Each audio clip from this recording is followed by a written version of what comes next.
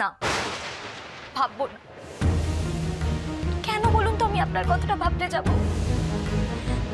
কি হন আপনি আমার? ছেলে মানুষ করি না। না সোনা মা, না, আমাকে আর আটকে রেখো না, তোমরা যেতে দাও আমাকে। করিস না লক্ষ্মী। শোনা মা, আর কথা বাড়িও না, এসো প্লিজ।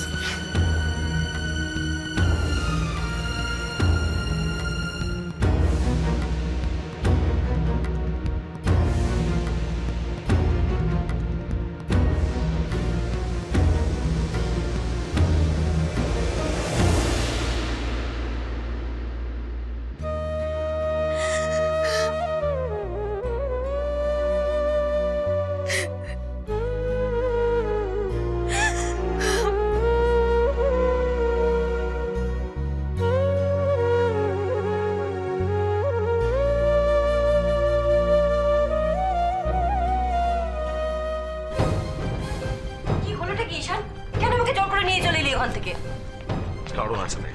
কারণটাই তো জানতে চাইছি আমি, কারণটা কি? কি হয়েছে? হ্যাঁ দেখুন না দাদা, আমি বকুলকে বোঝাতে গেছিলাম, আর ঈশান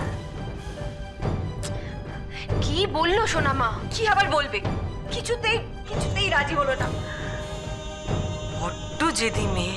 বড্ড জেদটুকু তো হওয়ারই কথা, কিন্তু ঈশান কেন আমাকে টানতে টানতে ওখান থেকে নিয়ে চলে এলো বলো তো? কেন বললি বলতো তুই? কেন বললি? কেন আবার? বকুল কিছুতেই মানতে চাইছে না, ঈশানের রাগ হয়েছে তাই? তা ঠিক নয় শোনা মা। তাহলে কি সেটা বলবি তো? আমার মনে হয় ওকে একটু একা থাকতে দেওয়া উচিত। মানে আমাদের সঙ্গে যত বেশি কথা বলবে তত ভুলতে পারবে না, তো ও একা থাকলে ব্যাপারটাকে ভুলতে পারবে, আর একা থাকা উচিত এখন। ব্যাস। এত সহজে কি সবটা ভোলা সম্ভব? তোর মনে হয়? বলা যায় না, হতে পারে। আমরা যাব দিদির কাছে? না, শুধু এখন নয়, জেদ করো না তোমরা। যাই না, গিয়ে বলি না। আমি তো না বলেছি, আর না মানে না, কেউ এখন দিদির কাছে যাবে না। হ্যাঁ, ঈশান ঠিক বলছে। ওকে একটু সময়ের জন্য ছেড়ে দেওয়া উচিত। দেখো, ওর মাথা ঠান্ডা হবে, ও আবার এরকম করবে না।